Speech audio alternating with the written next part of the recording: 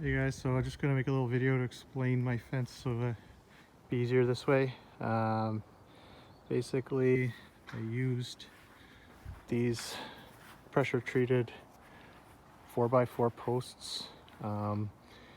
The rest is cedar, which has been stained with cetol. It's called Sickens cetol.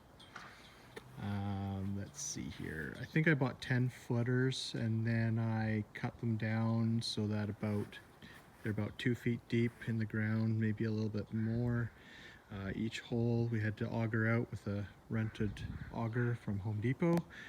We filled a little bit of the hole with gravel and then the rest we filled with concrete once we'd leveled everything off.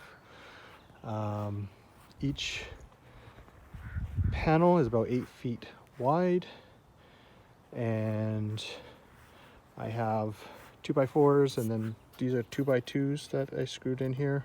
I use deck screws. Then I put another 2x4 down the middle that gives it the wire more rigidity. So the total height of each post is right around 7 feet. I've put cedar top caps as well, which I've also stained. Then I've used some wiring on the top here to give it a little extra height. Bought all this stuff from Amazon, including the little crimper that you need. It's all stainless steel so it won't rust. And it runs through this post. I just drilled through a hole and then it runs over to the next post and then attaches there. The galvanized stuff here is from Buckerfields. It's 5 feet, so from about there to the center of the bottom one it's about 5 feet, so it's just a little over 5.5 feet to get this point, and then I have another extra couple feet, maybe a little bit less, to the top of there, so it gives you about 6.5 7 feet of height, which the deer shouldn't really be able to jump over. What else? Those are railway ties, so we put railway ties at the bottom, which we hammered in with galvanized spikes, and then underneath here we have landscaper's cloth, and then on top of that wood chips.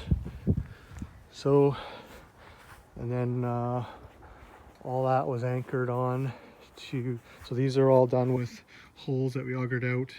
It's best to do it when the ground is like right around now, when the ground is kind of soft, because if we did it in the summer and it was really hard to do because the ground was solid like concrete, so don't recommend doing it in the summer. This is just a little bracket I bought from Home Depot, so we just anchored it. This post here is not actually in the ground. It's actually the only ones that are floating are the ones along the fence, and we just attach them with these little L brackets, top and bottom, and then I just bought this little thing for it to sit on top, which has a little spike that goes down. It's not very deep though, but it's solid enough.